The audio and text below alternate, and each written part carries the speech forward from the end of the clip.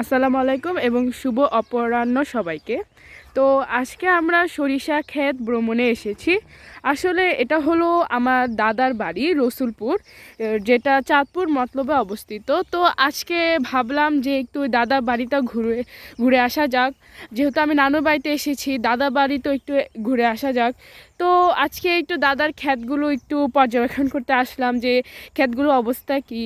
তো এখানে এসে দেখলাম যে এখানে এত বড় এবং এত ওয়ান্ডারফুল সরিষা ক্ষেত আছে যে জাস্ট ম্যাসমারাইজিং, এবং আমার এগুলো সত্যি খুবই চোখ ধাঁধানো।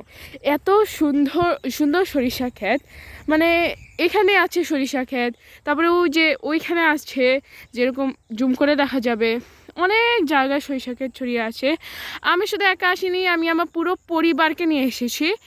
অবশ্য আমার বাবা, আমার মা মা আসেনি। আমার মা হলো গিয়ে, আমার মা খালামণি এরা হলো গিয়ে আপাতত তাদের তাদের বাড়িতেই আছে।